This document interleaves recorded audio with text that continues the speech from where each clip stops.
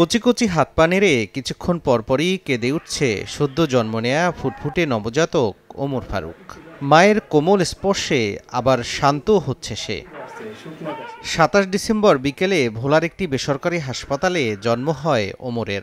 তাকে ঘিরে স্বজনদের মধ্যে আনন্দ উচ্ছ্বাস থাকলেও আছে বিষাদের কালো ছায়া। জন্ম নিয়ে মায়ের কোল আলোকিত করলেও কোনোদিনই বাবার স্পর্শ পাবে না নবজাতক শিশুটি।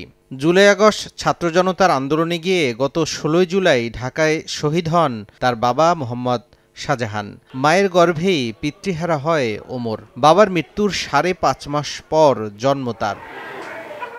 মেঘনার ভাঙনে সর্বস্ব হারিয়ে কামরাঙ্গীর চরে ভাড়া বাসায় থাকতেন ভোলার দৌলতখান উপজেলার হাজিপুর গ্রামের মোহাম্মদ শাহজাহান। ফুটপাতের ব্যবসায় চলত পরিবারের ভরণ পোষণ।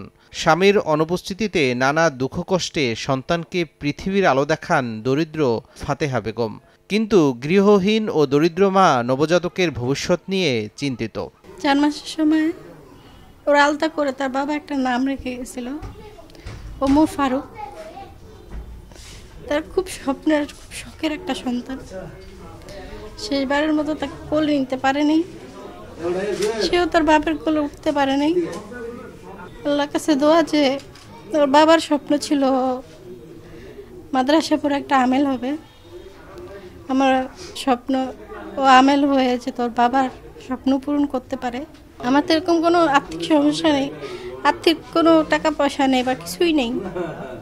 তা আমার সামনে পথটা চলার মতো কঠিন একটা পথ আমার সন্তানকে নিয়ে অন্তত পক্ষে। তাই আমি সরকারের কাছে আবেদন করি ওর সামনে হাঁটার চলার পথটা যাতে খুব সহজ করে দেওয়ার জন্য সরকার যাতে ওর পাশে থাকে, ওর কাছে থাকে। ওর বাবার অভাব যেহেতু তাকে বুঝতে না দেয় সরকার, এটাই আমি সরকারের কাছে আবেদন করি। ওর বাবা যখন দুনিয়া থেকে চলে গেছে তখন ওদের চলার মতো কোনো আর্থিক কোনো নাই, কিছুই রেখে যেতে পারে নাই। ক্ষুদ্র একজন ব্যবসায়ী ছিল তো, কোনো অত অ্যাবিলিটি ছিল না। তো এখন আল্লাহর মাল আল্লাহ নিয়ে গেছে।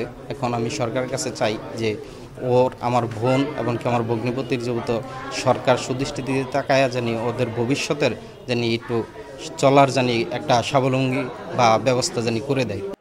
এদিকে ফুল, নানা খাবারে সাজানো ডালা আর নতুন পোশাক নিয়ে শনিবার সকালে ওমরকে দেখতে হাসপাতালে ছুটে আসেন জেলা প্রশাসক মোহাম্মদ আজাদ জাহান। তার সঙ্গে ছিলেন পৌর প্রশাসক, সরকারি কর্মকর্তা, বৈষম্য বিরোধী ছাত্র আন্দোলনের সমন্বয়ক সহ বিভিন্ন পেশাজীবী।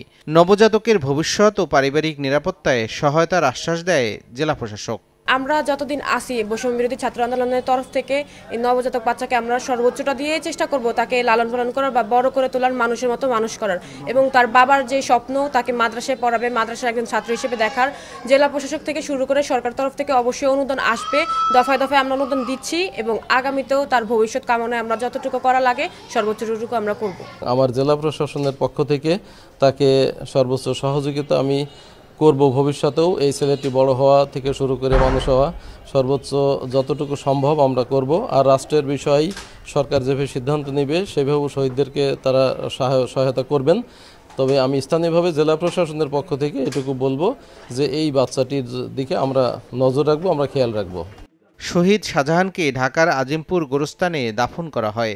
এরপর থেকে তার স্ত্রী ফাতেহা দৌলতখানের ছোটধলি গ্রামের দরিদ্র বাবার বাড়িতে থাকেন। সময় সংবাদ, ভোলা।